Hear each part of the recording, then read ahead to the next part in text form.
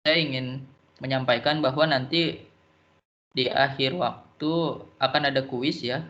Kuis 2 soal saja. Kurang lebih waktunya sekitar 30 menit. Nah, kuis itu terdiri dari 2 soal.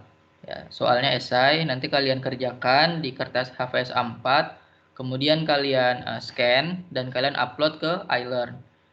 Kuisnya itu 1 soal kinematika dan 1 soal dinamika yang akan saya sampaikan sekarang. Oke, jelas ya?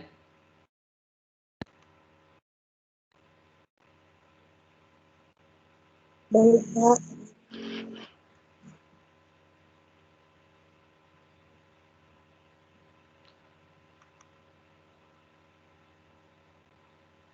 Oke, sudah terlihat?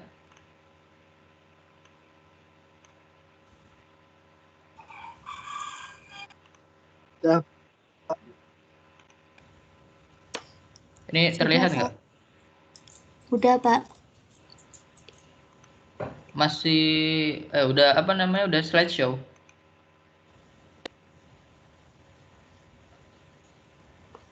Sudah, Pak. Oke. Ya, jadi di dalam fisika, ketika kita membahas gerak benda ya atau mekanika, itu terdiri dari 2 topik bahasan utama. Yang pertama adalah kinematika partikel, ya yang kemarin sudah kita bahas, dan kemudian ada dinamika partikel. Oke, perbedaannya apa sih? Ya, nanti di sini akan saya sampaikan. Oke, sebenarnya keadaan alamiah benda itu seperti apa? Apakah benda itu diam, bergerak, atau berhenti?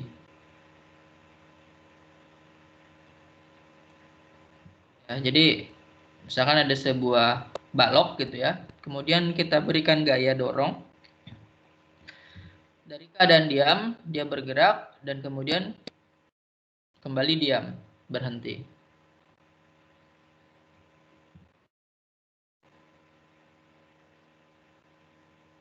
Apakah keadaan alamiahnya itu adalah diam?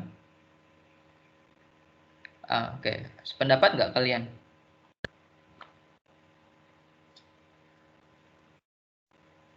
Atau keadaan alamiah benda itu bergerak?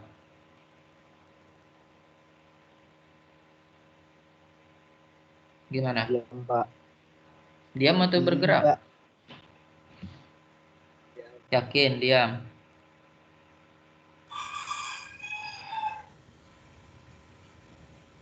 Oke, kita keep dulu ya jawabannya ya. Nanti akan kita elaborasi lagi. Apakah benar-benar benda itu keadaan alamiahnya diam atau dia bergerak? Oke, karena kalian ini jurusan kimia, maka akan lebih dalam gitu ya pembahasannya.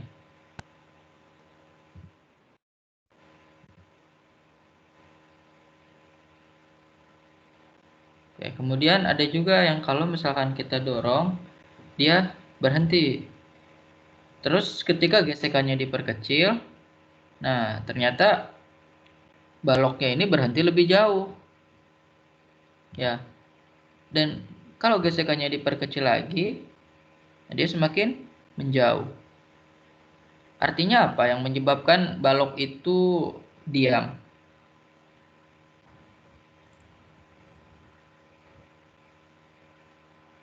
Ya, akibat gesekan dari lantai dengan permukaan balok. Ya, jadi ketika baloknya didorong, ada gesekan dari lantai, ya menyebabkan baloknya itu diam.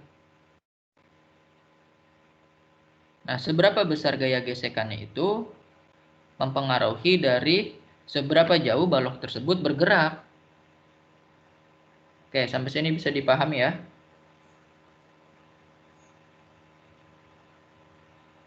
Bisa, Pak.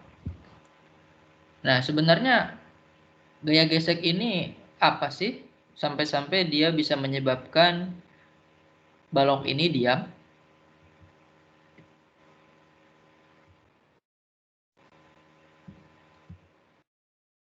Nah, gimana kalau kita tinjau ya permukaannya itu tanpa gesekan? Apa yang terjadi dengan dinamika baloknya? Oh, ternyata baloknya itu bergerak terus, dengan kecepatan tetap. Jadi gimana sih sebenarnya keadaan alamiahnya? Apakah baloknya itu diam atau bergerak?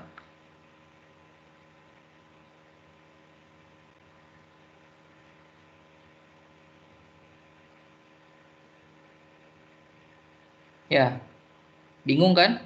Nah, kalau bingung tandanya kalian lagi mikir.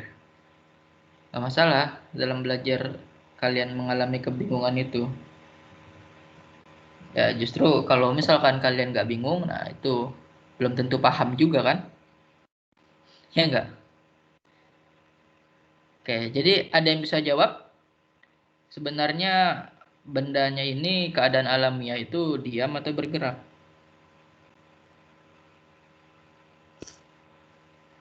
Bergerak, Pak. Bergerak. Kalau yang tadi bendanya diam, tidak kita berikan gaya dorong, apakah dia bergerak? Tidak, Pak. Nah, jadi gimana?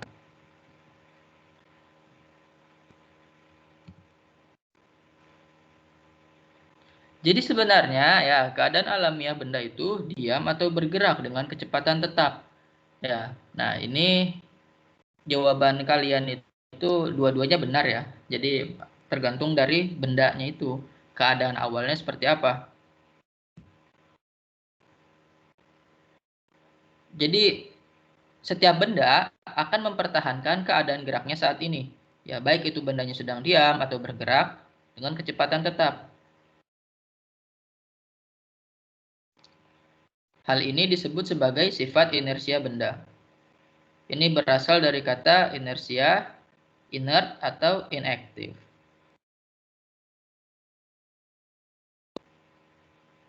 Nah, ini animasinya, contohnya.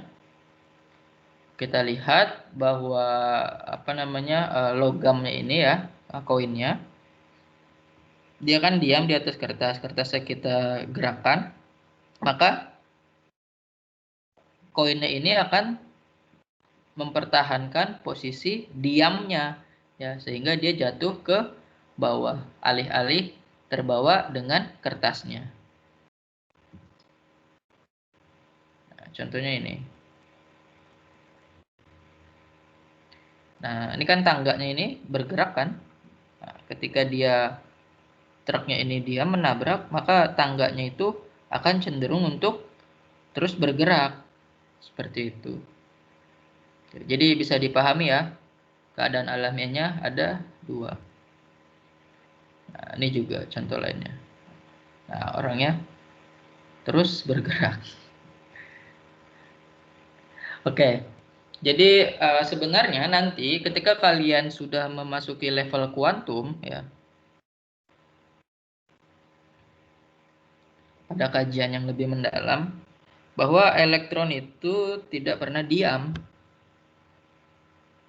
Ya, kenapa tadi balok itu kita anggap diam? Yaitu karena bendanya itu makroskopis. Ya, tapi ketika kita tinjau benda itu secara mikroskopis dari atomnya, gerakan elektronnya, nah gerakan-gerakan elektronnya itu tidak pernah diam, dia selalu bergerak.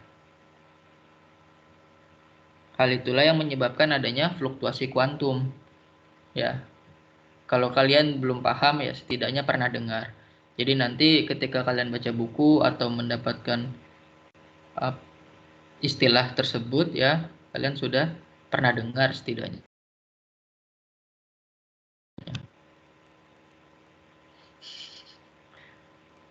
Ya, jadi benda yang diam akan cenderung tetap diam dan benda yang bergerak dengan kecepatan konstan akan bergerak dengan kecepatan konstan. Ya, setiap benda akan mempertahankan keadaan geraknya.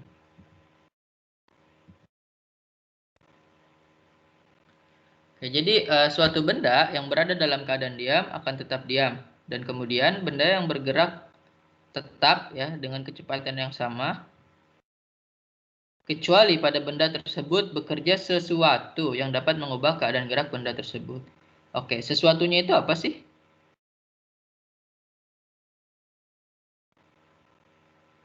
Sesuatunya itu apa? Gaya, Pak.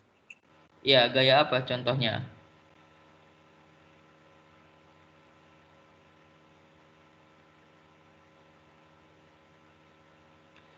Oke, yang kasus tadi yang pertama ya, ketika bendanya ini diam,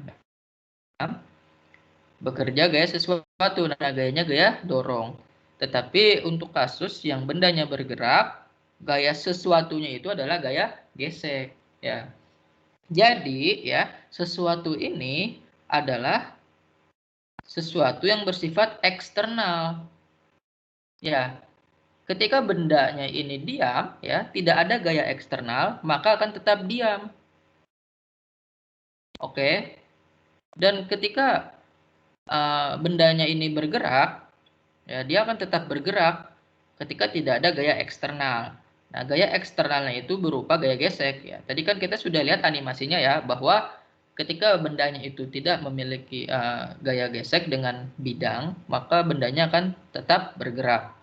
Tetapi ketika gaya geseknya itu kita variasikan ya, itu akan berpengaruh terhadap jarak dari gerak bendanya.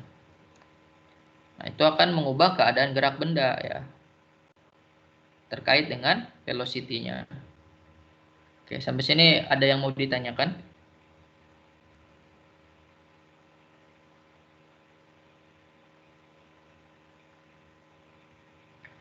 Oke, kalau kalian mengerjakan tugas yang kemarin ya, atau setidaknya sudah mulai menyusun videonya, tentu hal-hal seperti ini bisa kalian pahami lebih mendalam, karena kalian juga sudah punya modalnya.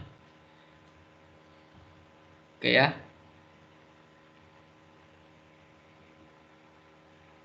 Tidak ada yang mau ditanyakan?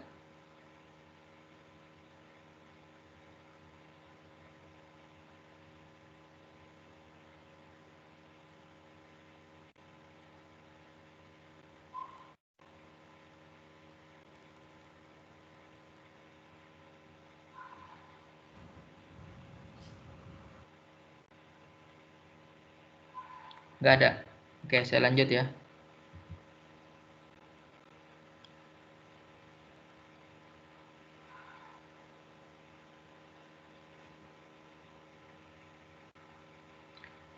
Oke, sebelum kita masuk ke sini, mungkin saya sisipkan sedikit ya, bahwa apa namanya, hukum Newton 1 itu apa? Sigma F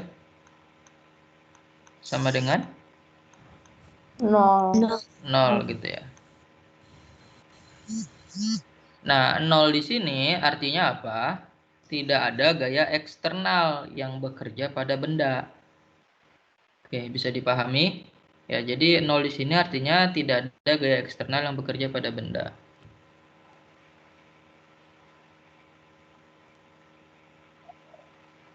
Makanya ya,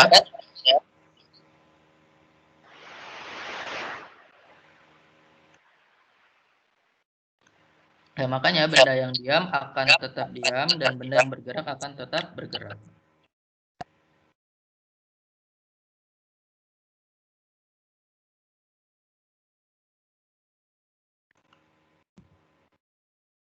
Oke, sekarang mana yang lebih sulit untuk digerakkan?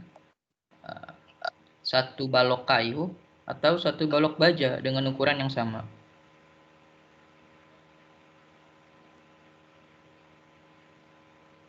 Yang mana? Baja. Baja, Pak. Kenapa yang baja?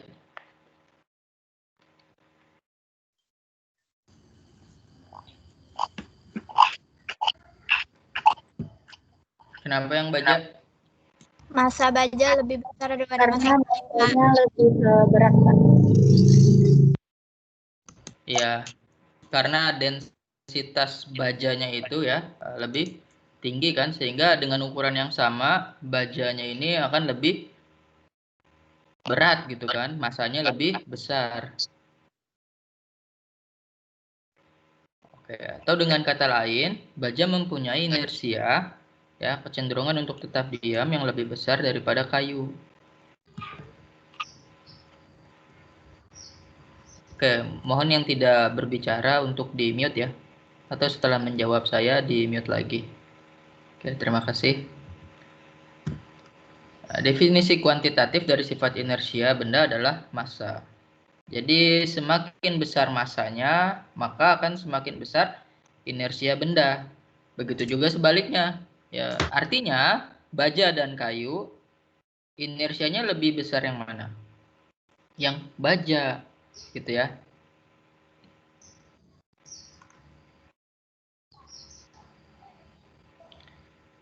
Oke, jadi semakin besar massa suatu benda, maka semakin cenderung benda itu untuk mempertahankan keadaannya.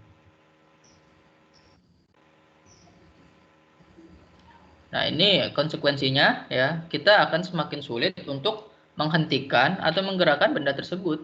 Ya, misalkan ada kucing lari sama kuda lari. Nah, lebih gampang mana tuh yang kita stop gitu kan, yang kita tahan larinya? Tentu kucing kan, karena kuda memiliki massa yang lebih besar, ya. Bukannya kalian yang menghentikan kudanya, kalian yang disepak sama kudanya kan?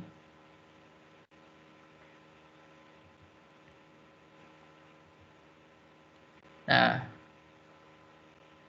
ini contoh-contoh ya.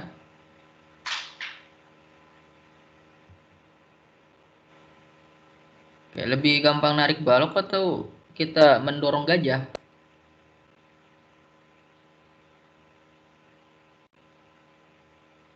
Hmm? Mendorong gajah Kenapa? karena gajahnya ada rodanya, Pak. Iya, gajahnya pakai sepatu roda ya. Ya gampang kan? Ya, jadi lebih gampang yang mendorong gajah.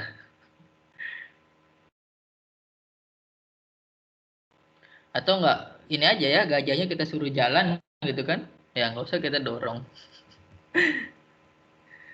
Kalau gajahnya lebih besar gimana? Ya lebih susah juga kan? Ya setidaknya kita butuh gaya awal ya untuk menggerakkan gajahnya.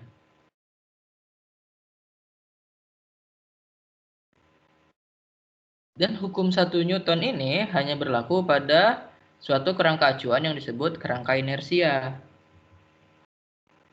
Dan apa sih kerangka inersia itu? Kerangka inersia adalah kerangka acuan yang tidak dipercepat.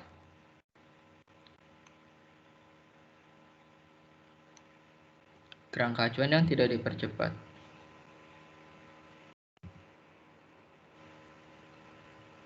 Semua hukum fisika yang berlaku dalam suatu kerangka inersia berlaku juga pada kerangka inersia yang lain.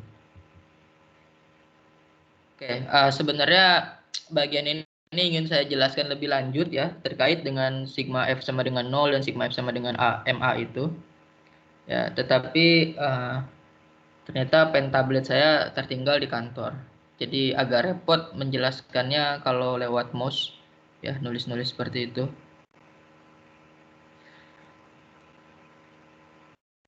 Oke, jadi saya ceritakan sedikit ya, semoga kalian menangkap dan harapannya ketika kalian nanti tidak paham bisa ditanyakan segera.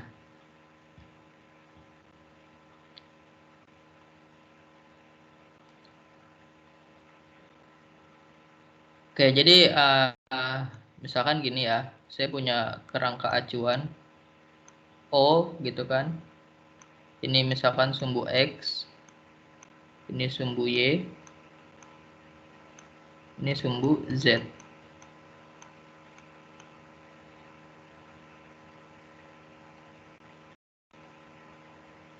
Kemudian ya, saya juga di dalam kerangka acuan O ini, saya punya kerangka acuan O aksen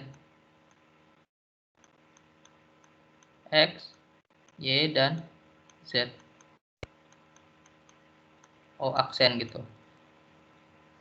Nah, kedua kerangka acuan ini ya, dia tidak dipercepat. Artinya apa? Kalau O-nya berhenti, O aksennya juga berhenti.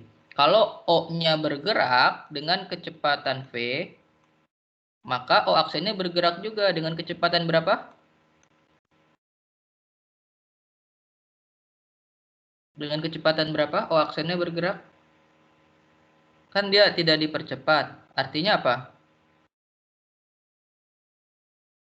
V-nya sama kan? Ya, tidak dipercepat, V-nya sama. Berarti O aksennya bergerak dengan kecepatan V juga.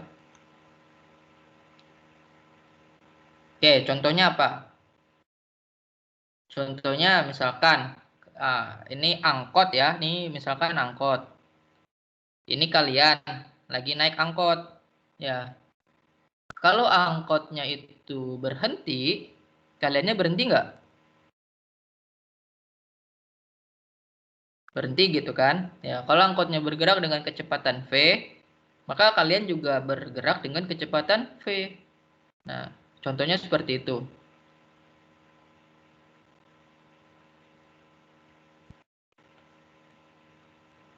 Atau bisa juga ya, kaliannya berhenti,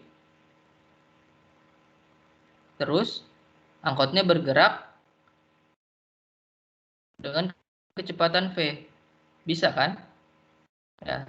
Tetapi maksud dari statement yang diwarnai biru ini, itu nggak boleh kalau misalkan dua kerangka acuan ya, dua kerangka acuan seperti ini, yang satu bergerak dengan kecepatan V, yang satu bergerak dengan kecepatan V aksen ya. Nah, misalkan gini,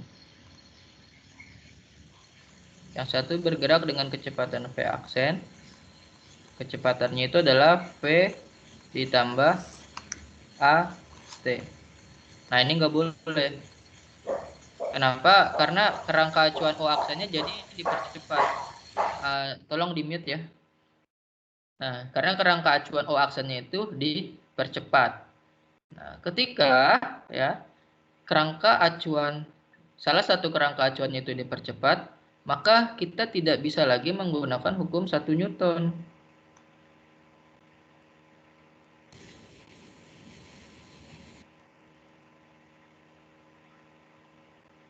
Ya, kita tidak bisa lagi menggunakan hukum 1 Newton. Apa yang kita gunakan? Hukum relativitas Einstein.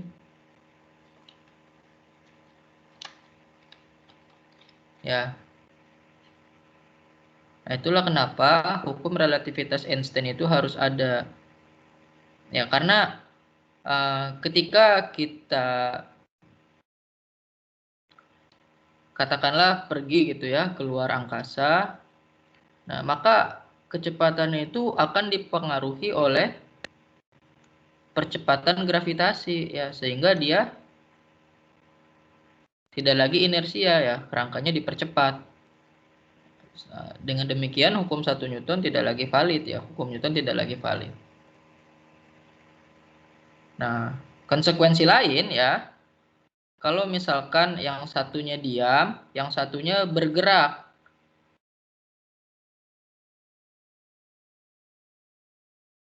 Nah, kita tidak bisa menggunakan hukum 1 Newton, tetapi hukum 2 Newton. Oke, paham ya?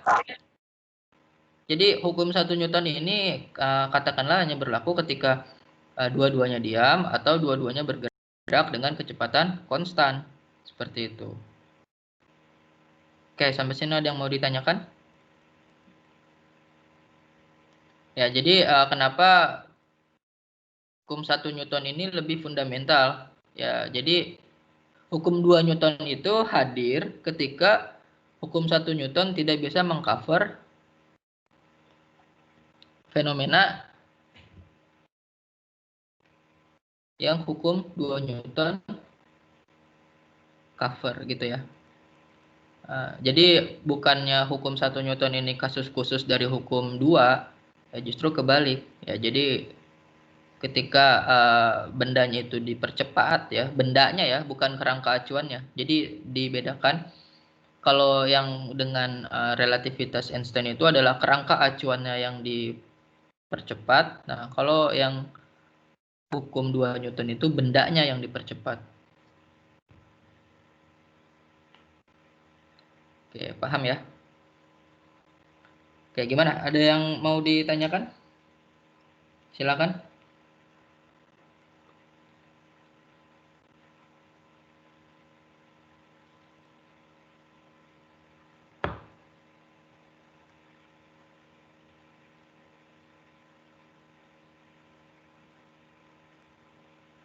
Nggak ada?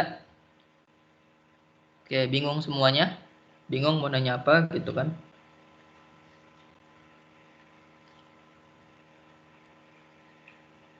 Oke, coba ya. Mutia Syafira, paham?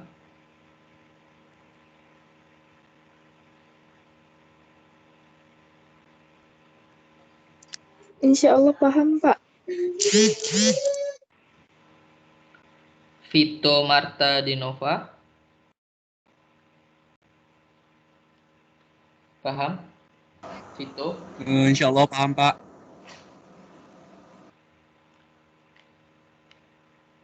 Oke, Anissa Fitri,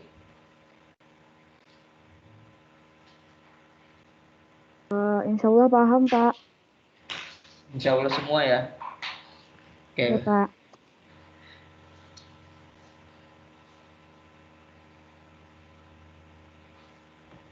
oke ya, saya perjelas lagi ya.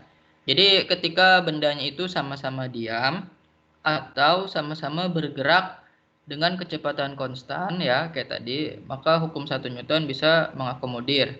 Tapi ketika bendanya itu dipercepat, ya hukum 1 Newton tidak bisa lagi mengakomodir. Nah, percepatan yang dialami benda itu baik percepatan yang positif dipercepat gitu ya, atau percepatan negatif diperlambat, itu asalnya dari gaya eksternal ya, dari luar sistem tersebut. Oke, apakah bumi kerangka inersia?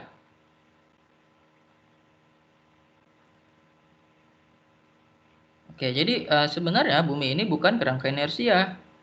Ya, karena apa? Bumi bergerak mengelilingi matahari dan juga berotasi pada sumbunya.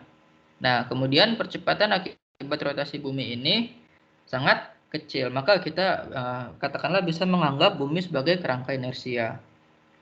Oke, tetapi ya kenyataannya ketika kita hanya menghitung dengan menggunakan hukum Newton, maka terdapat kesalahan ya dalam proses perhitungan. Oke, kalian tahu Global Positioning System (GPS)?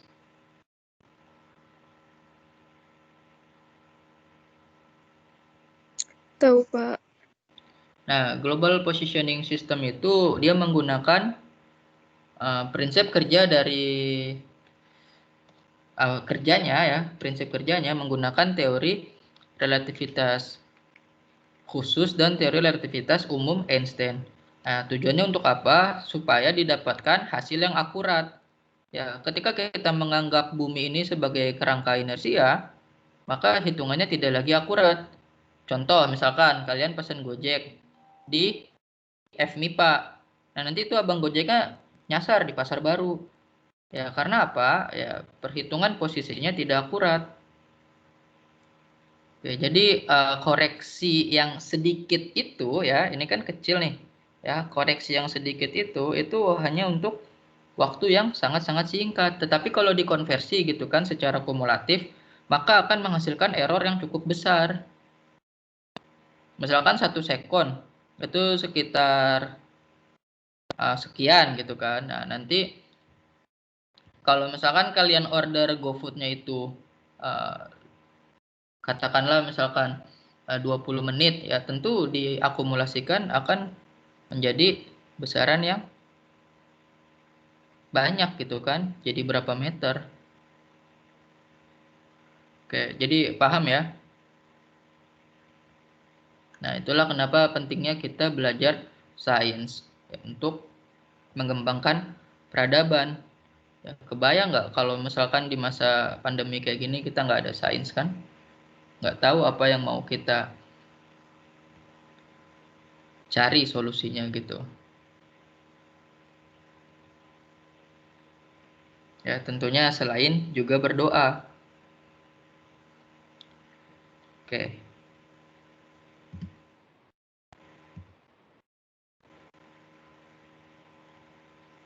Ya. Jadi kita tadi kan sempat bertanya-tanya ya, kenapa sih bisa keadaan gerak bendanya itu berubah? Dari yang tadinya diam, kita kasih gaya jadi bergerak. Dan yang dari tadinya bergerak jadi diam karena adanya gaya gesek. Atau yang semulanya sudah bergerak itu bisa lebih cepat atau lebih lambat. Dan arahnya berubah. Ya, kan gaya magnet ya. Dia bisa mengubah dari kompas.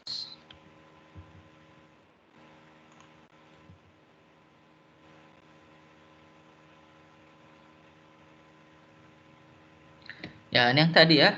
Kalau diperhatikan, maka untuk mengubah keadaan benda diperlukan sesuatu. Nah, sesuatu itu berupa dorongan, tendangan, tarikan, dan sesuatu yang di sekitar magnet batang. Itu adalah gaya.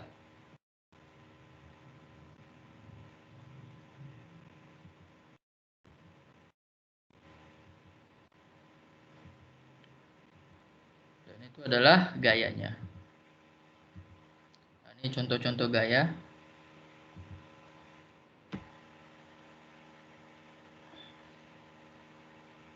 Jadi definisi formalnya di sini adalah segala sesuatu yang menyebabkan sebuah benda mengalami perubahan kecepatan disebut dengan gaya.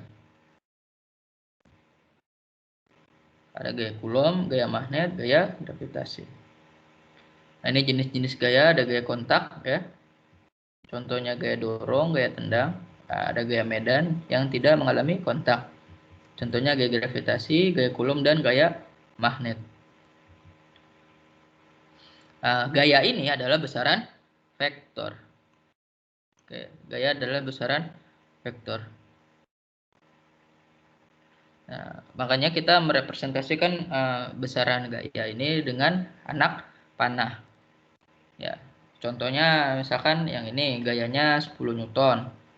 Ya, ini gayanya 20 Newton. Maka arah panahnya, panjang anak panahnya juga berbeda. Dan arah dari panahnya ini menggambarkan arah dari gayanya. Ya, berarti ini sebesar 30 derajat, sebesar 25 Newton membentuk sudut 30 derajat. Nah, karena gaya ini adalah besaran vektor, maka kita menjumlahkannya itu dengan aturan penjumlahan vektor ya, seperti yang sudah kita bahas di bab pendahuluan kemarin.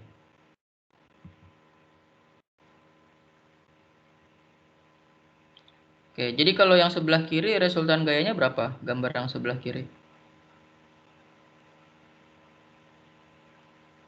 15 Newton Pak. 15 Newton ke ke kanan. yang sebelah kanan, gambar yang kanan. 5 Newton 5 Newton ke arah kiri. 5 Newton ke arah kiri, Pak. Oke, ya benar ya. Ini kan gampang ya, pelajaran SMP nih. Iya kan? Iya, Pak. Oke, semoga kalian ingat kalau kalian pernah SMP gitu ya. Nah, kemudian ya, nah, ini caranya ya. Ini kita skip aja ya, kalian kan udah paham.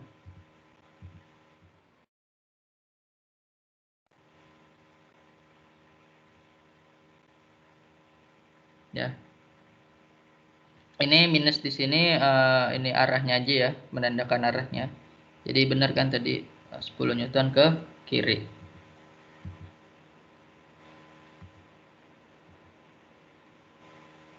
Nah, sekarang gimana kalau ada dua arah yang seperti ini?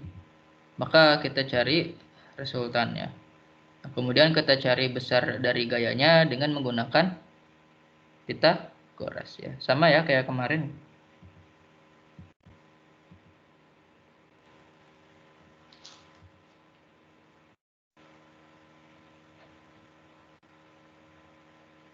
Dan di sini kita sepakati bahwa arah percepatan sama dengan arah total gaya.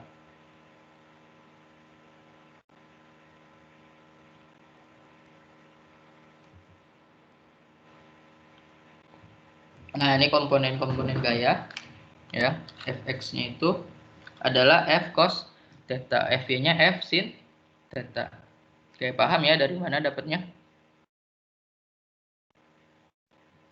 Ya, gampang kan? Nah, ini tadi ya, sesuatu itu didefinisikan sebagai gaya.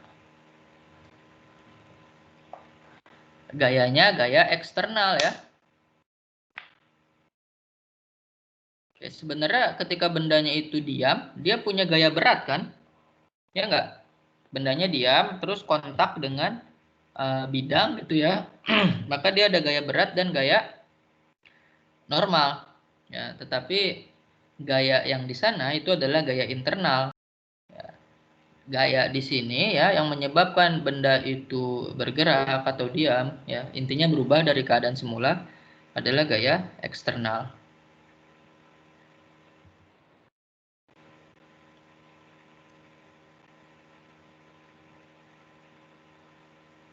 Ya, jadi hukum 1 Newton ini sebenarnya konsep equilibrium ya, keadaan sistem yang setimbang.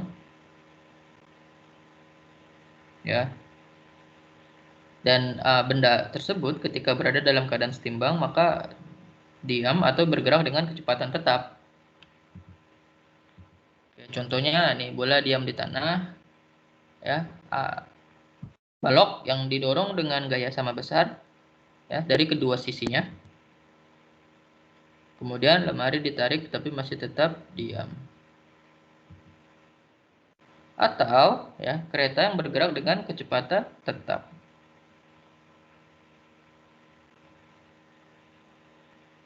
Ya, jadi sistem yang berada dalam keadaan setimbang itu sebenarnya ada gaya yang bekerja, tetapi gaya totalnya adalah 0.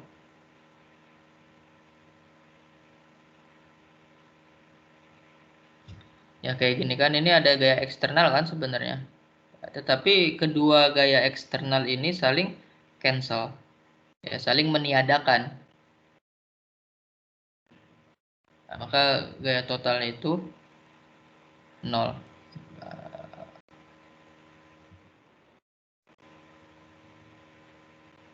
Oke, kemudian gimana sih ya kalau ada balok ya, kemudian kita dorong gitu ya, sehingga gaya total yang bekerja pada balok tersebut tidak 0, atau dengan kata lain tidak dalam keadaan setimbang.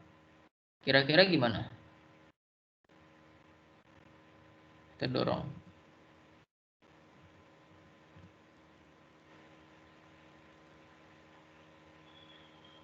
Ya. Baloknya bergeser.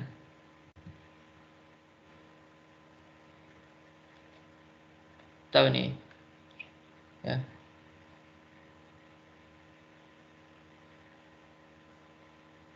Bendanya diberikan gaya gravitasi. Bolanya diberikan gaya gravitasi. Apabila gaya total yang bekerja pada suatu benda tidak 0, maka kecepatan benda tersebut akan berubah. Bendanya dipercepat.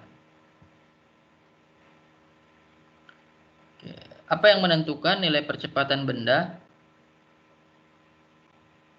Oke. Apa sih yang mempengaruhi percepatan benda itu?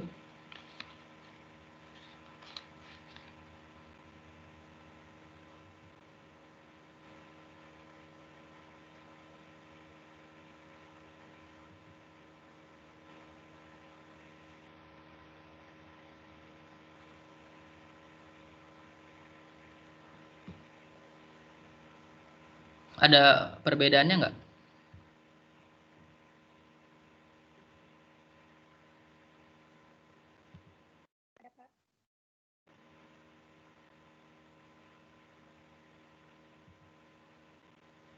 Apa perbedaannya?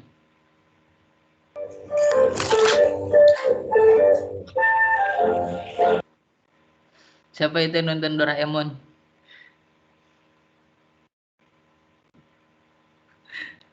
Doraemon.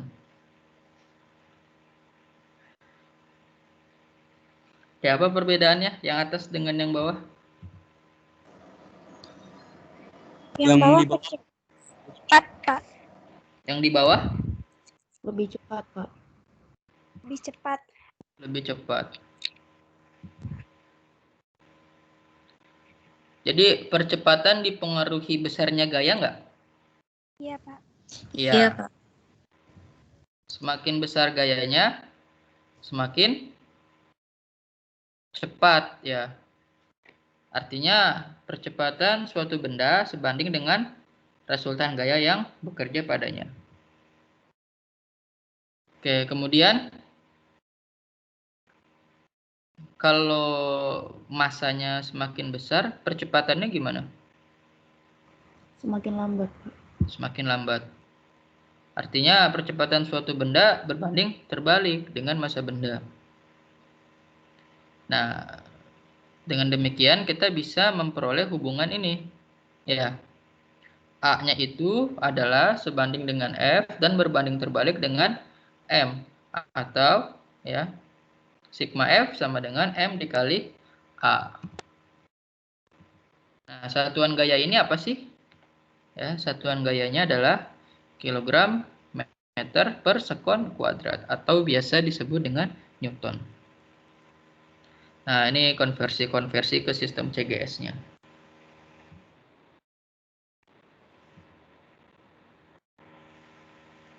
Oke, berapa ini gayanya?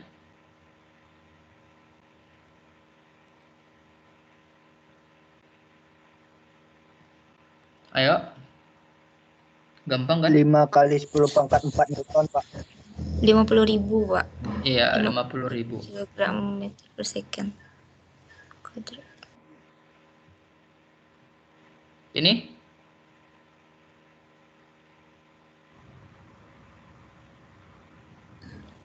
Nol, Pak. 0, Pak. 0.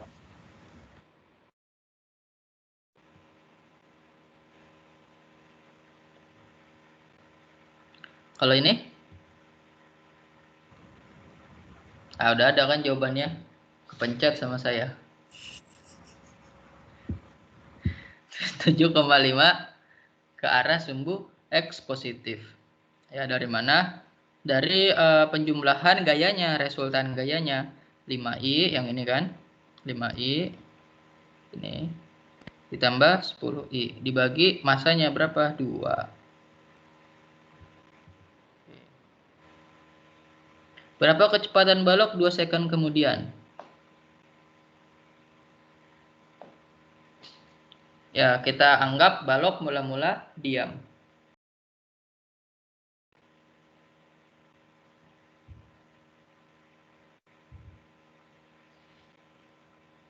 Kita anggap balok mula-mula diam. Ya, jika benda awalnya diam, V0, maka V2-nya adalah 0 ditambah 7,5 dikali 2. Ya, jadi hasilnya 15 meter per sekon.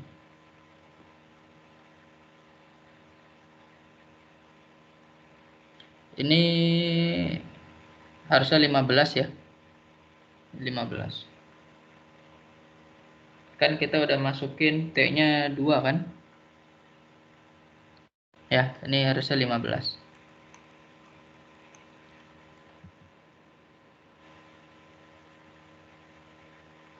Nah, kalau benda ini awalnya bergerak ke kiri dengan kecepatan minus 10 meter per sekon, maka hasilnya jadi minus 2,5 meter per sekon. Arahnya ke kiri. Ya, karena nilai V0 ini kan berbeda. Oke ya, bisa dipahami ya.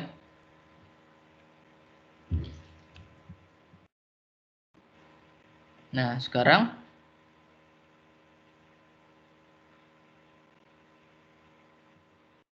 percepatannya ya.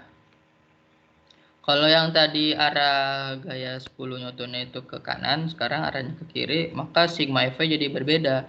Jadi minus 5I.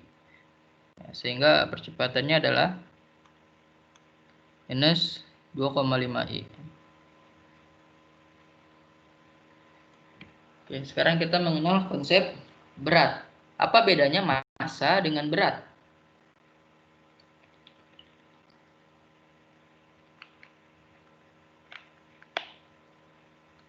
Apa bedanya massa dengan berat?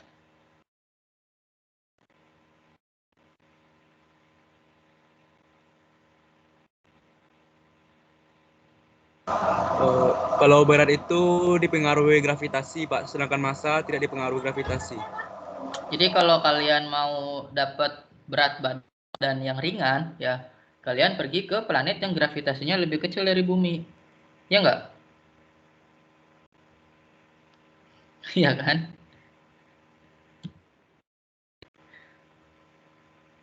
Oke, jadi berat suatu benda ini adalah gaya tarik bumi pada benda tersebut.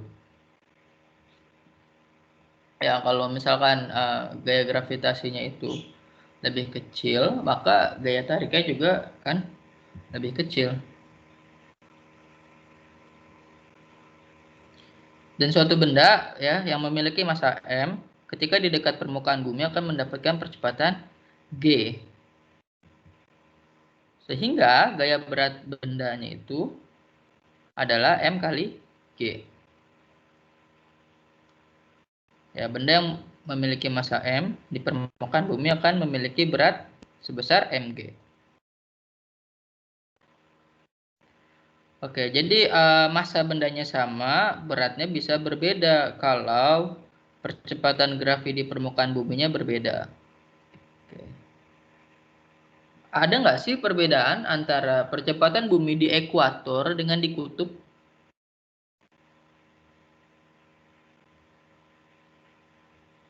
Ada nggak perbedaannya?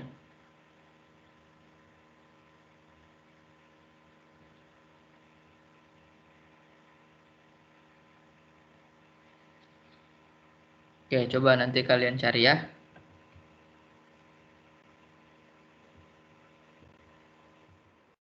Kita lanjut. Gaya gravitasi ini ya atau gaya berat pada benda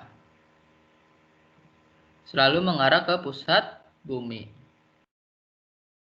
Ya, jadi kalau posisi bendanya datar, dia arahnya ke bawah, bendanya miring juga arahnya ke bawah. Ya, mau miring ke kanan, miring ke kiri, pokoknya arahnya ke bawah. Ya.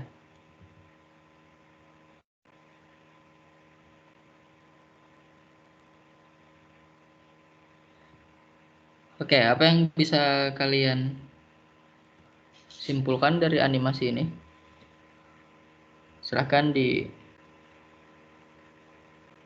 analisa.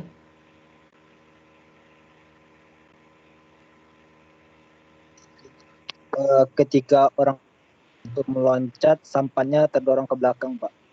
Kenapa bisa terdorong ke belakang? Karena ada yang berlawanan arah, Pak. Jadi yang orang itu meloncat ke depan, sedangkan yang sampannya terdorong ke belakang. Apa itu hukum fisika apa yang dapat menjelaskan fenomena ini? Hukum 3 Newton, Pak, aksi reaksi. Hukum 3 Newton.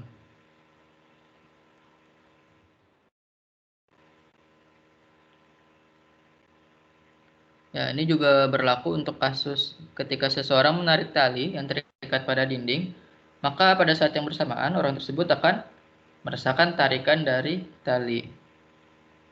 Ya, yang ini orang terhadap tali, yang ini tali terhadap orang. Ya, ini juga sama aksi reaksi.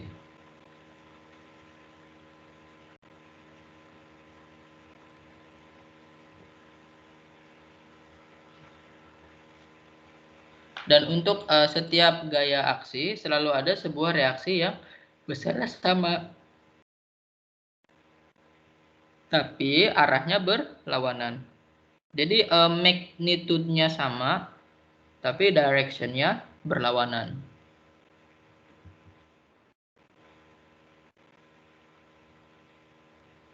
Jadi jika dua benda berinteraksi dengan gaya F12, dengan gaya F12 adalah benda yang dilakukan oleh gaya yang dilakukan oleh benda satu kepada benda dua memiliki besar yang sama dan berlawanan arah dengan gaya F21.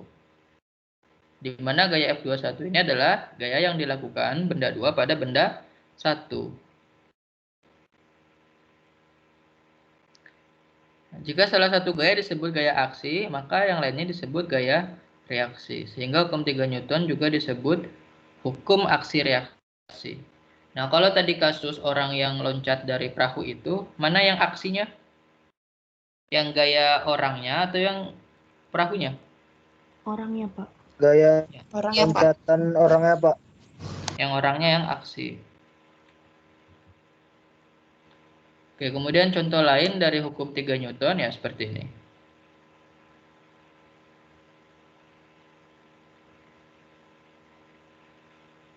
Ya, ini kan mirip dengan kasus yang sampan tadi ya. Nah, atau nih misalkan ya, kita tinjau ada dua orang anak sedang bermain skateboard, ya. Keduanya berdiri berdekatan dalam keadaan diam. Tiba-tiba anak laki-laki ini mendorong anak perempuan ke arah depan. Kira-kira apa yang akan terjadi? Jatuh, Pak. Jatuh.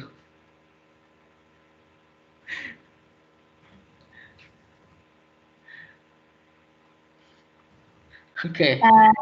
Kemungkinan lainnya selain terjatuh. Yang perempuan terdorong, yang laki-laki yang perempuan terdorong, yang laki-laki mundur, Pak. Iya gitu. Oke, coba kita lihat ya. Oh iya benar ternyata. Oke, kenapa sih bisa kayak gini?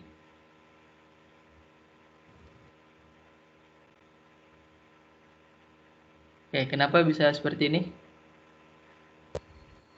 Terjadi reaksi, Pak. Tiga tadi itu, Pak.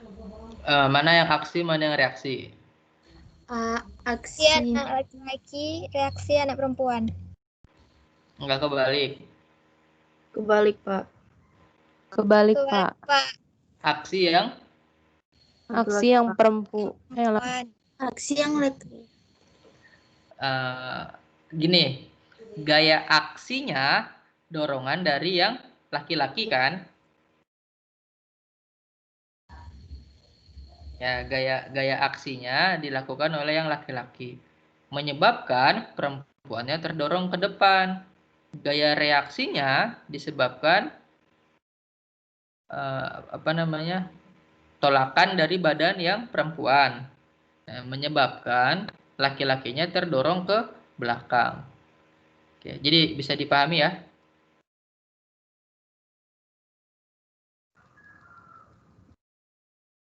Bisa, Pak. Kan? Nah, jadi anak laki-laki ini akan dipercepat ke belakang karena gaya reaksi anak perempuan. Jadi gerakan yang laki-lakinya itu akibat gaya reaksi dari anak perempuan. Nah, anak perempuannya dipercepat ke depan karena gaya aksi dari anak laki-laki. Nah, sekarang kalau kayak gini gimana? Nah, dia dorong gajah.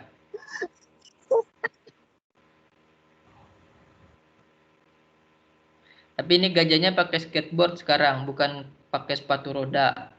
Lebih aman nih. Apa yang terjadi? Ikut terdorong, Pak. Apanya, Pak? Nggak ada gaya reaksinya gitu loh. Oke, coba kita lihat ya. Malah anak laki-lakinya yang terdorong ke belakang. Gajahnya kedorong nggak sih? Kedorong tapi kecil sedikit, katanya. Pak. Iya, sedikit. Kenapa? Karena Mungkin masanya, Pak, masa gajah lebih besar. Iya, karena masanya lebih besar sehingga inersianya besar. Oke, paham ya? Paham, Pak. Oke, kita lanjut. Nah, kemudian, balok yang ada di atas meja ini mendapatkan gaya gravitasi. Tetapi kenapa balok tersebut tidak dipercepat ya?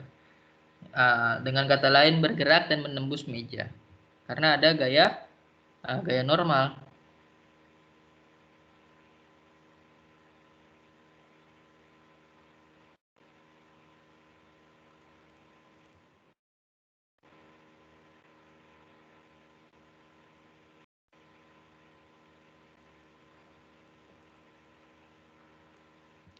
Jadi di sini ada Fg, di mana Fg itu adalah gaya tarik bumi pada balok, ya, menyebabkan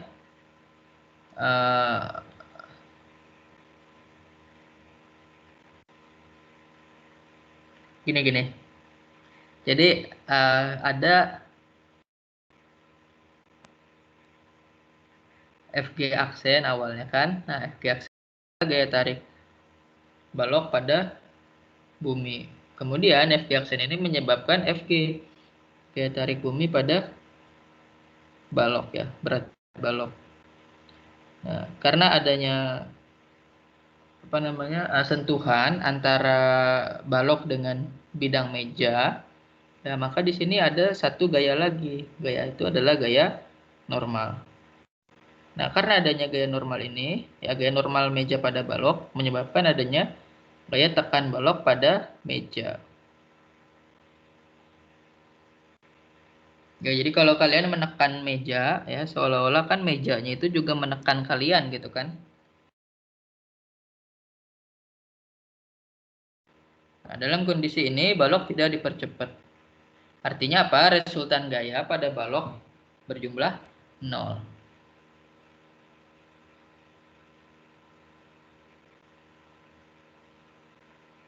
Nah, besarnya N ini harus sama besar dan berlawanan arah dengan Fg. Tapi ya N gaya normal dengan Fg gaya berat itu bukan merupakan pasangan gaya aksi reaksi. Ya. Ini bukan pasangan gaya aksi reaksi. Tetapi besarnya itu sama. Paham ya? Pasangan gaya aksi reaksinya yang mana? Yang ini. Fg sama Fg aksen, N sama N aksen.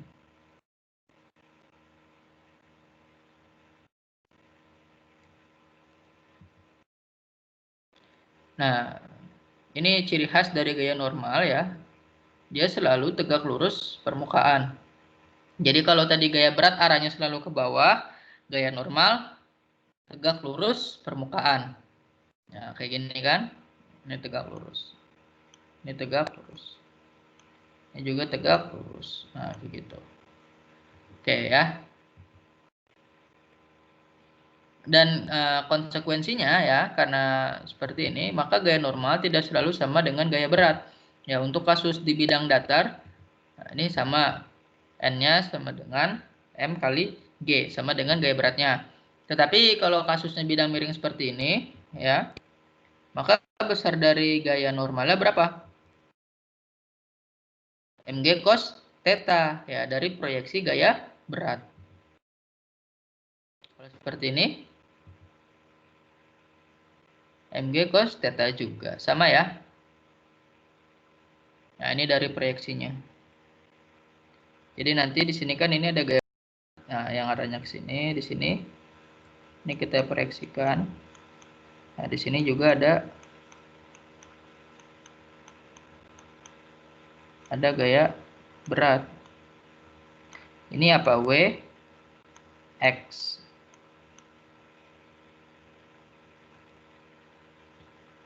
Nah, coba dilihat. Di sini tetanya mengapit sudut antara sisi miring dengan sisi samping.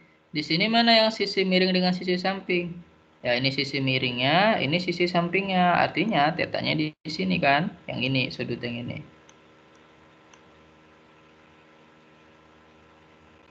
Gitu. Ya, makanya kenapa WY-nya ya, kalau kita proyeksikan ke sini ya, Mg cos theta. Nah, yang Wx-nya adalah apa?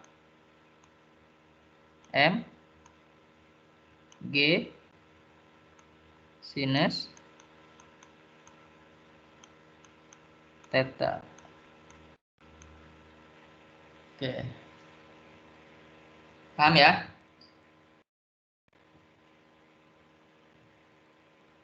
Kita lanjut. Nah, ini contoh-contoh kasus gaya normal. Yang tadi kan gaya normal ke atas, G beratnya ke bawah, Fn-nya sama dengan mg.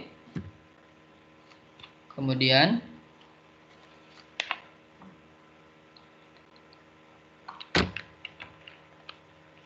ini ya.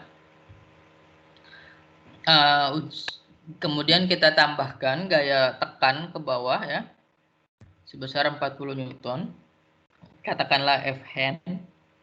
Fn-nya itu arahnya ke bawah ya. Jadi F normalnya adalah Fn ditambah mg. Kalau kita tarik ke atas 40 Newton, maka F normalnya mg dikurang Fn. Nah, gesekan.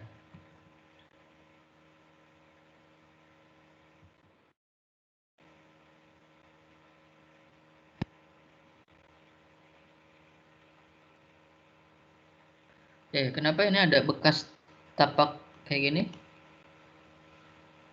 Ini akibat apa? Gaya Pengereman, gesek Pak. roda, Pak. Gaya gesek ban terhadap Aspal. Aspal.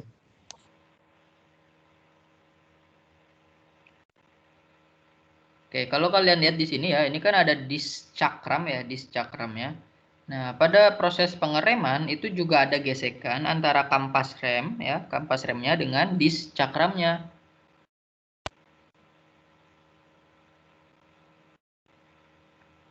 Nah, kenapa ini bisa terjadi? Ya, ini bisa terjadi ketika jadi proses pengereman tuh ban ini kan berputar, bannya berputar, disk cakramnya berputar. Ketika kampas remnya itu kita tekan gitu ya, maka dia akan mengapit disk cakram ini sehingga perputaran disk cakramnya menjadi lebih lambat gitu kan, diperlambat akibat adanya apa? Adanya gesekan antara disk cakram dengan kampas rem. Karena disk cakramnya ini terhubung dengan ban ya, dengan roda ya, maka perputaran dari bannya ini ya juga akan menjadi diperlambat sampai berhenti. Nah, tetapi untuk kasus ketika kita mengerem secara ekstrim, maka si disk cakramnya ini ya, piringan cakramnya ini akan terhenti seketika ya, karena diapit oleh kampas rem yang kuat gitu ya, karena diapitnya sangat kuat sehingga disk cakramnya terhenti. Nah, bannya ini juga terhenti. Nah, sehingga ya ban yang terhenti ini tidak berrotasi gitu kan. Nah, menyebabkan adanya tapak seperti ini. Ya, jadi apa namanya? Bannya ini tidak lagi berrotasi sebenarnya, hanya translasi sehingga muncul gesekan yang besar seperti ini, dan ini bisa menyebabkan karet ban itu lebih cepat habis. Oke, paham ya mekanismenya? Paham, Pak. Ya, makanya kenapa kalau kita di kondisi hujan ya, di kondisi hujan, terus kita ngerem tiba-tiba, itu bukannya berhenti, justru malah slip. Ya, karena bannya itu kan dia tidak berotasi, ya, tidak berotasi, hanya translasi gini kan. Nah, gesekan antara bannya ini, karet ban dengan aspalnya itu menjadi kecil ya, karena permukaannya dipenuhi oleh air, gitu. Oke, semoga nanti sempat ya. Kalau kalian masih ingat nantinya ya. Jadi ada perbedaan mendasar ketika ban ini berrotasi dengan translasi. Ketika ban ini berrotasi, dia itu masih memiliki gaya gesek ya di sininya. Ya, gaya geseknya ke belakang. Atau gimana ya? Muternya kan ke sini ya. muternya ke sini. Ya, muternya kan ke depan. Ada gaya geseknya.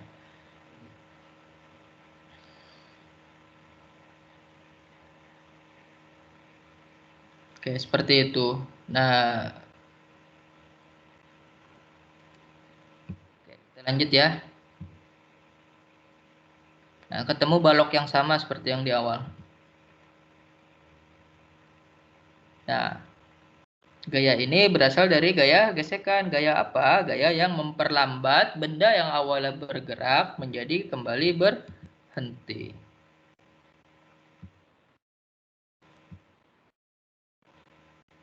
Nah, gaya gesek yang terjadi antara benda yang sedang bergerak relatif disebut gaya gesek kinetik. Oke, mekanisme gesekan ini ya sebenarnya kenapa sih ada gesekan? Kita melihatnya secara makroskopis ya ini kan seolah-olah ya mulus-mulus aja gitu kan, halus gitu. Nah, tetapi ketika kita tinjau secara mikroskopis ya mungkin aja nih permukaannya beda kayak gini kan. Nah, inilah yang menyebabkan adanya gesekan. Dan semakin besar gesekan, semakin besar koefisien geseknya, itu akan semakin membuat bendanya itu susah bergerak. Oke, misalkan ada peti ya, kita berikan gaya F, kita tarik gitu ya. Nah, petinya tetap diam. Nah, kenapa? Karena ada gaya gesek Fs. Nah, Fs-nya ini ternyata lebih besar dari F besar. Fs-nya lebih besar dari F ini.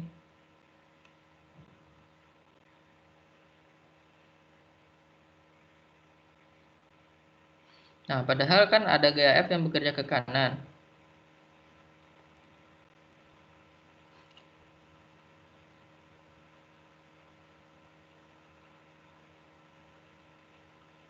Nah, kemudian ya gaya ini tidak cukup untuk menggerakkan peti tersebut ya. Karena apa? Karena ada gaya Fs yang arahnya berlawanan. Nah, gaya gesek Fs ini ya terjadi antara dua permukaan yang tidak bergerak. Ya, disebut gaya gesek statis. Jadi ini ada FK tadi kan, ya gaya gesek kinetis. Sekarang ada Fs gaya gesek statis.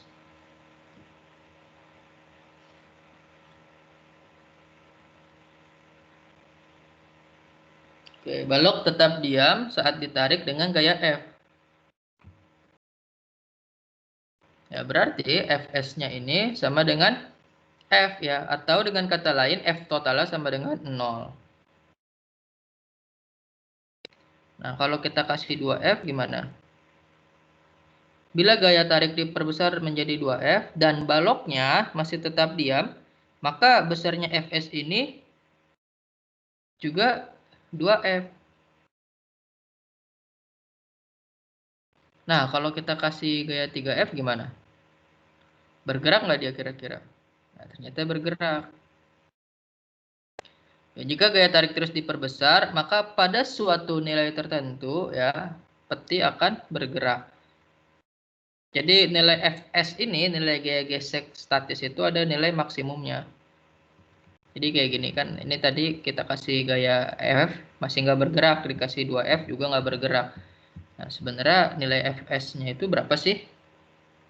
Nah, nilai Fs-nya itu dari 0 sampai Fx max ya. Dan ketika tepat akan mulai bergerak, maka gaya yang diperlukan untuk mempertahankan gerak peti ini berarti bahwa gesek kinetiknya itu lebih kecil daripada gaya statis maksimum. Nah, kira-kira grafiknya seperti ini.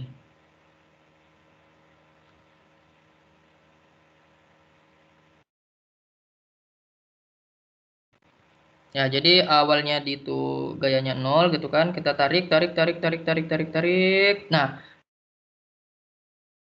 pasti itu biasanya lebih mudah kan ya. Coba aja kalian kalau ada buku atau apa di atas meja kalian dorong.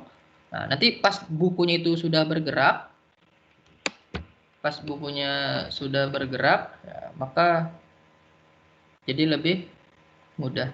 Oke, suara saya terdengar jelas nggak ya? Terdengar, Pak.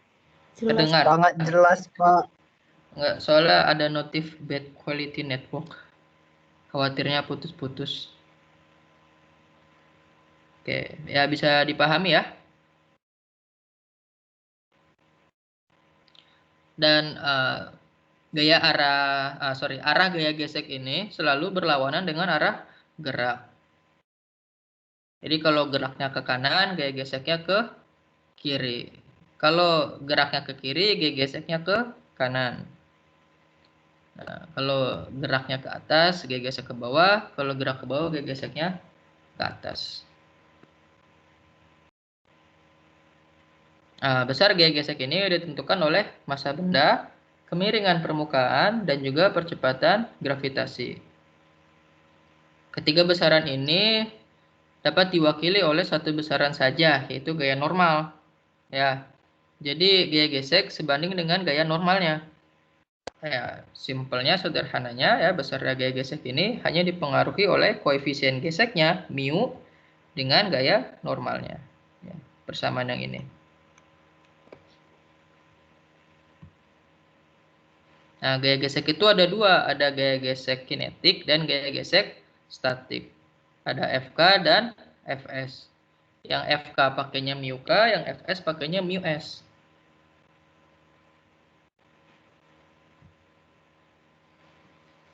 Oke, coba ini kalian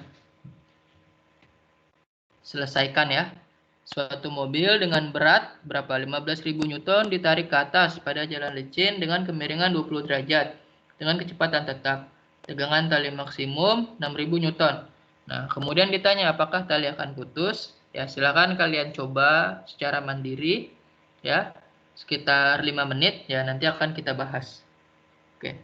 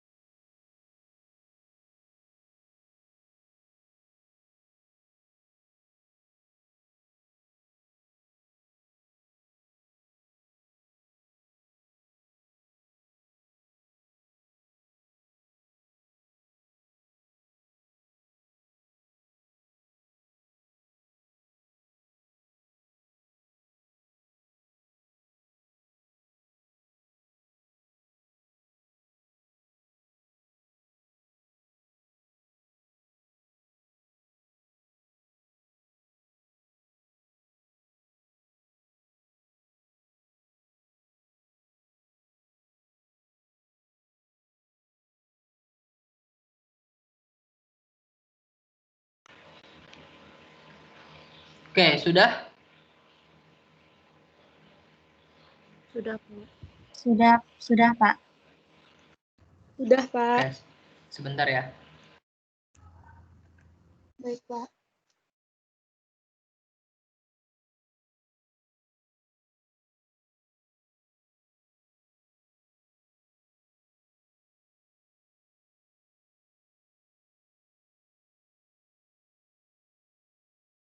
Oke, jadi gimana? Putus atau enggak talinya? Putus. Putus, Pak. Oke, coba kita lihat ya. Jadi apa namanya? Kalau kalian menemukan soal seperti ini, pertama gambar model sederhana dari masalah ini.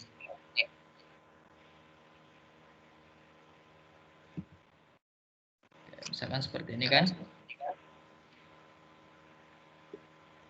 Kemudian tandai objeknya dan identifikasi setiap tempat di mana objek bersentuhan dengan lingkungan. Nah, gambar semua gaya-gayanya. Oke, tolong di mute yang lain.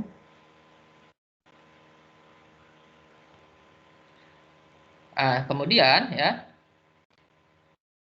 identifikasi semua gaya yang ada. Nah, hal yang paling penting kalian harus menggambar diagram gayanya.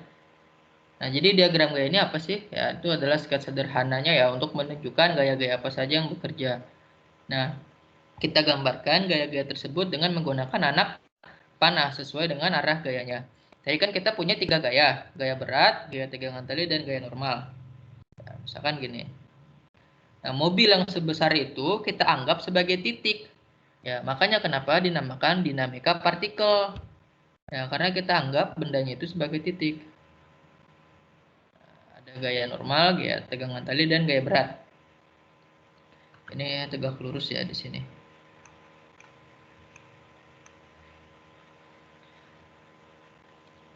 Nah, kita harus membuat sistem koordinat ya yang paling memudahkan ya. Nah, sistem koordinatnya seperti apa?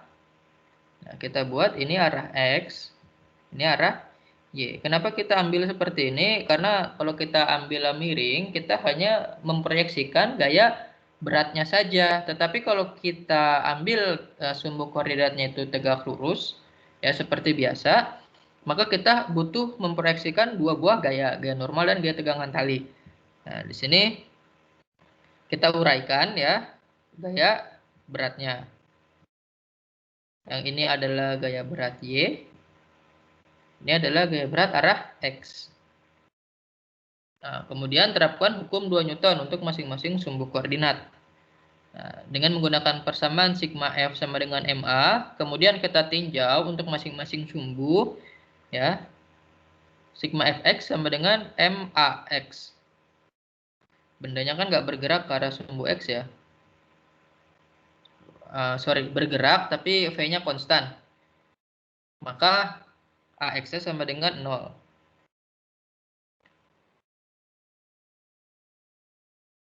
Kemudian sigma Fx sama dengan T min Wx ya. Ini kan ada T di sini ya. T ini. Ada Wx.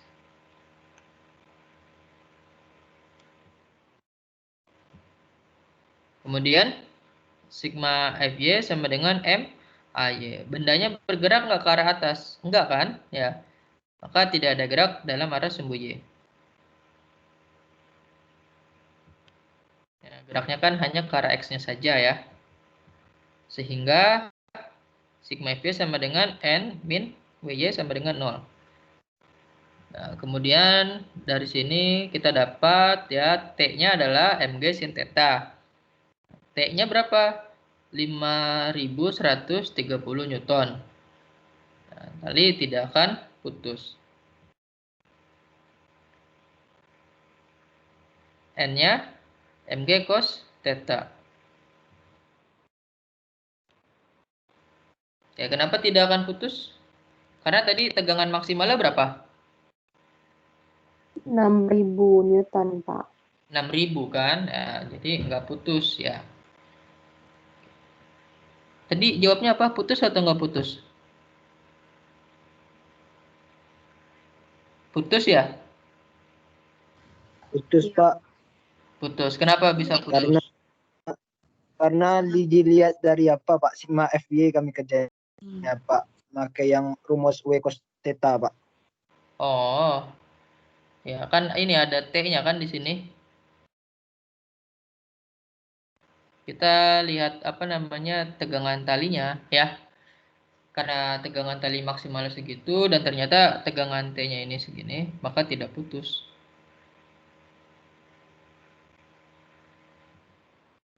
Nah, ini dengan cara lain. Ini tidak perlu saya jelaskan ya. Intinya di sini kita ingin menguraikannya itu menggunakan notasi vektor ya. Jadi masing-masing gayanya diuraikan, ada Tx, Nx, Vx, nah, kayak gitu. Nah, nanti ujung-ujungnya diperoleh hasil yang sama juga.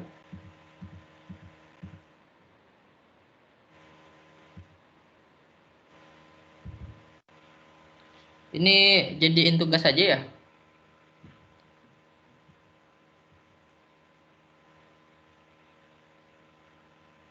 Oh, bukan yang ini. Jadi ini apa namanya gaya-gayanya ya untuk benda yang diam di atas lantai kasar. Ada gaya F ya, arahnya ke kanan, gaya normal, G gesek ya. G geseknya itu di sini.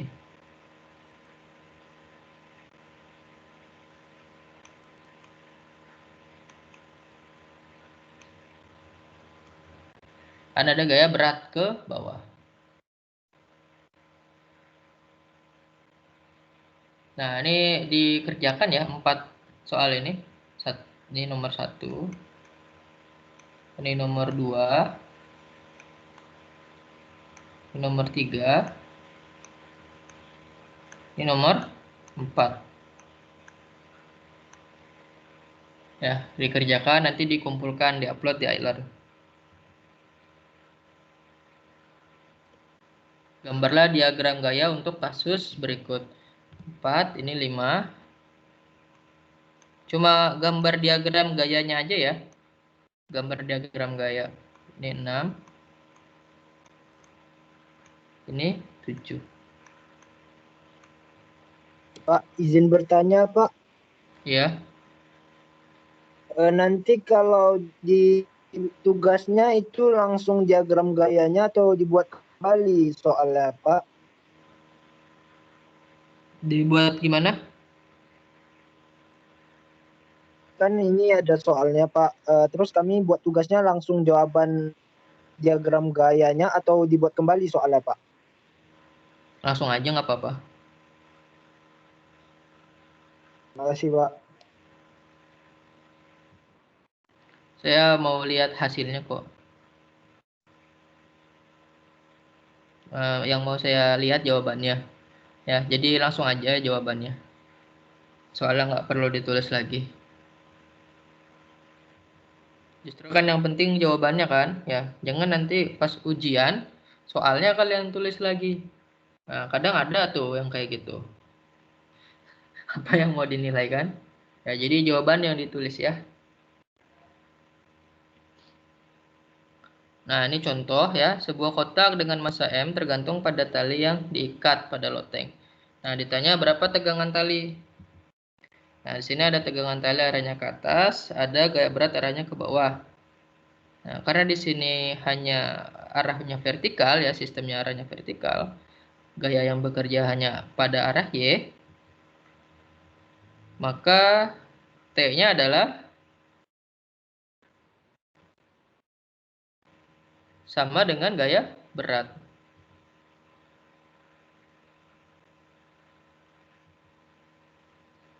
Nah, ini tentukan besar tegangan talinya. Ini udah 2 soal kan terjawab.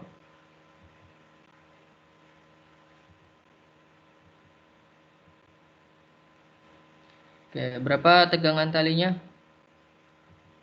Caranya sama ya seperti yang tadi, kita tinjau arah X ya, terus kita urai gaya-gaya apa saja yang ada di arah X.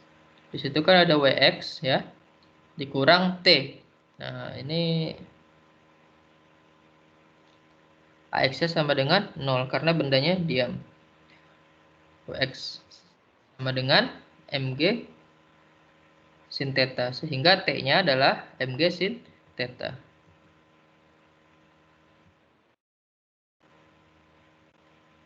Kemudian ini dua buah balok masing-masing dengan massa 1 kg dan 2 kg. Dihubungkan dengan tali yang ditarik dengan gaya 24 Newton. Seperti pada gambar di samping. Tentukan percepatan dan tegangan tali penghubung kedua balok. Nah, situ ada N2, ada W2. Ada FK2, T, N1, N1, W1, F-nya. Oke, perlu kalian perhatikan ya, ketika di sini nanti F-nya membentuk sudut seperti ini, katakanlah di sini theta, maka F ini perlu nggak kita proyeksikan? Misalkan F2 gitu ya. Nah, nanti F2-nya ini kita proyeksikan, ada yang A jadi Fx, ada yang Fy. Gitu. Oke ya. Untuk balok pertama arah X-nya ya, balok pertama yang mana? Yang ini balok 1.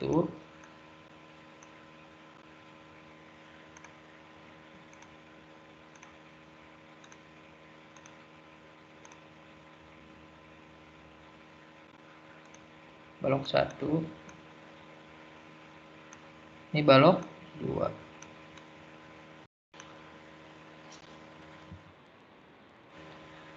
F dikurang T dikurang FK1 sama dengan M1A. Oke, ini dari mana? Ini ya, F yang ini. Ini T-nya. Ini kan? Minus FK1 ini. Arahnya ke kiri. Sama dengan M1A1X. Yang arahnya ada apa aja? Ada N yang ke atas ya, dan ada W1 yang ke bawah. Kemudian untuk balok 2 ada apa aja? Ada T, arah X-nya ya, ada T sama FK2. Yang arahnya ada N2 sama W2. Nah, maka kita punya hubungan ini kan, hubungan 3 dan hubungan 4. Nah, yang A1X sama dengan A2X. Besarnya adalah A. Yang Y-nya, A-nya 0 karena tidak bergerak dalam arah Y. Kemudian kita substitusi ya persamaan 6 ini ke persamaan 2. Sehingga kita punya N1-nya M kali G. M1 kali G. Kemudian N2-nya M2 kali G. Nah, FK-nya itu adalah mu K kali N. Maka dengan mensubstitusi persamaan 5 yang ini dan 9 ke persamaan 1 ya. Persamaan 1 yang ini tadi. Maka kita peroleh persamaan 10.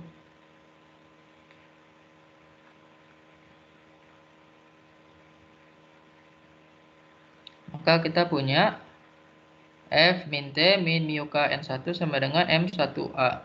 Kita substitusi juga 5 dan 9 ke persamaan 3. Persamaan 3 mana? Ini kan. T min mu K N2. Ya, intinya mengganti FK-nya ini ya. Mensubstitusi gaya geseknya. Sama dengan M2 kali A. Kita dapat T-nya adalah F min mu K N1 min M1A. Ya. Dan ini untuk balok yang pertama. Ini balok 1 ya. Balok 1. Ini balok 2. Oke, kita nyari T sama dengan. Nah, nanti kita buat persamaan 12 sama dengan persamaan 13. Karena T-nya ini sama. Ya, kan talinya sama kan? Ya, talinya sama. Pasangan gaya aksi reaksi tadi kan? Nah, dengan demikian maka yang ini adalah persamaan 12 nih. Ini persamaan 13. Nah, F min mu K N1 min mu K N2. Mu K N2-nya pindah ke sini kan. Ini M1-nya pindah ke sana. Kemudian A-nya ya kita keluarkan. Dalam kurungnya jadi M2 plus M1 gitu kan. Oke, maaf ya kalau tulisannya jelek karena saya pakai mouse agak sulit ya. Nah, kemudian A-nya ini ya kita pindah ruaskan gitu kan ya. Nah, nanti yang sisi ini ya dibagi ini yang di dalam kurung M1 plus M2. Kemudian kita substitusi lagi ya persamaan 14 ini ke persamaan 13. T-nya sama dengan M2 kali A. A-nya mana? A-nya ini nih yang segini. Nah, ini A. Ditambah mu K N2. Ini adalah tegangan talinya. Oke, sampai sini bisa dipahami? Silakan jika ada yang mau ditanyakan sebelum kita kuis.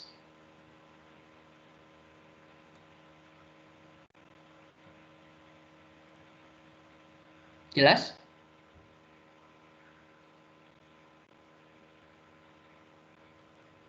Pak, izinnya Pak. Iya. Itu untuk miukanya itu kan konstanta tuh Pak. Nah, apakah beda miuka 1 sama miuka 2? Di sini kita anggap sama. Jadi balok permukaan balok memiliki bahan yang sama dan lantainya juga kan lantai yang sama. Jadi kita anggap sama. Tapi kalau di soalnya nanti didetailkan lagi, dikasih tahu berbeda, maka kita harus menggunakan miuka yang berbeda.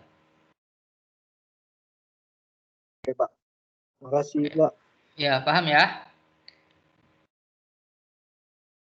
Oke, ini saya lanjut ya. Nah, ini contohnya nih.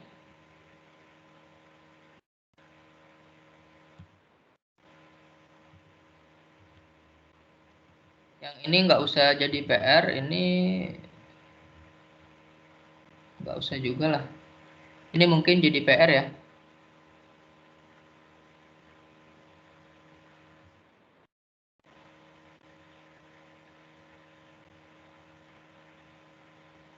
Ini jadi tugas. Ya, oke. Kemudian kita lanjut sedikit ya. Ini udah di screenshot. Udah, Pak. Udah, Pak. Udah ya.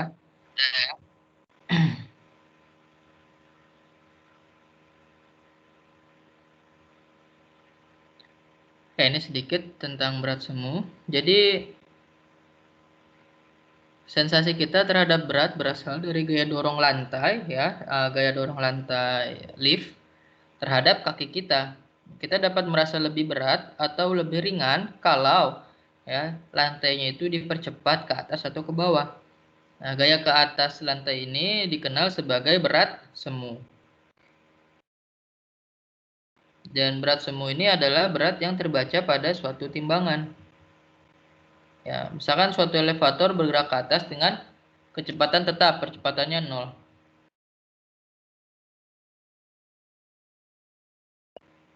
Oke. Ketika Anda berdiri di atas timbangan di dalam elevator, berat normalnya itu berapa? 610 Newton. Sedangkan bacaan timbangannya 730 Newton. Percepatan elevatornya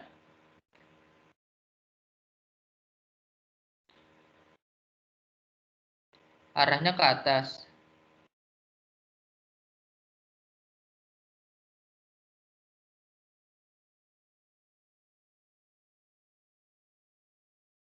Terus yang B arah ke bawah.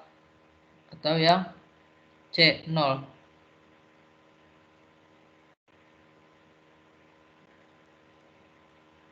Percepatan elevatornya arah ke atas ya.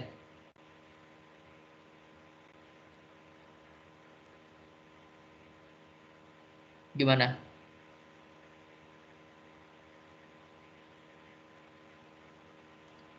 Kalau dia di timbangannya lebih berat.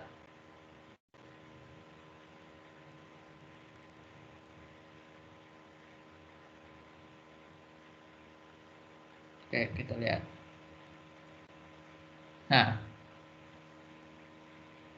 kalau no acceleration, V-nya konstan, dia sama, 700, 700. Kalau dipercepat ke atas, dia jadi lebih besar. Ya, dipercepat ke bawah, dia lebih kecil. Nah, kalau dipercepat, kalau talinya putus, jatuh bebas, maka yang terbaca 0. Jadi kalau yang ini tadi apa? Dipercepat ke atas ya. Karena bacaan timbangannya lebih besar. Yang ini kan? Ya enggak? Oke, selesai. Iya, Pak. Oke, waktunya kita kuis.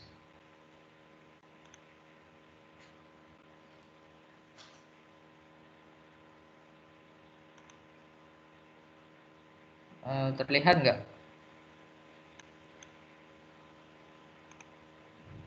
Atau sebentar saya kopas aja deh.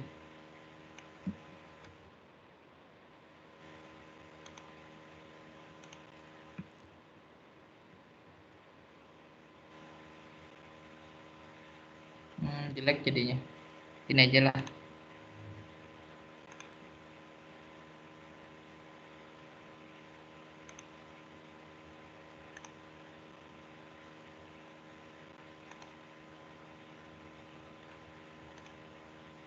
Nah, silakan.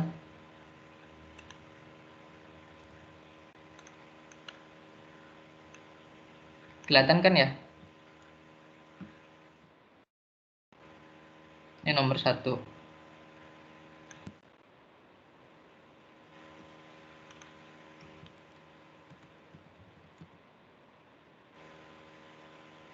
Ya, ambil kertasnya. Kemudian kerjakan dan nanti upload di iLearn. Oke, silakan. Atau kalau di screenshot juga nggak apa-apa. Kerjakan masing-masing ya, jangan bekerja sama.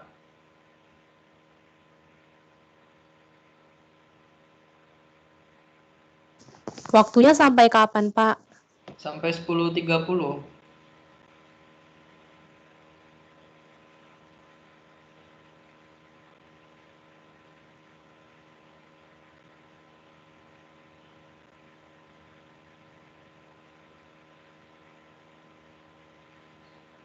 Jadi kalian kerjakan aja sampai 10.30. Nanti saya kasih waktu untuk scan dan uploadnya sekitar 10 menit.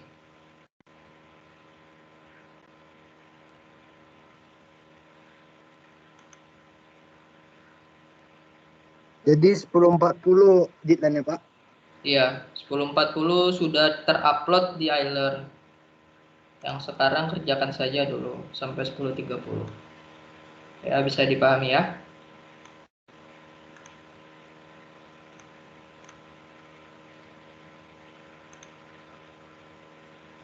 Kita boleh live ini, Pak?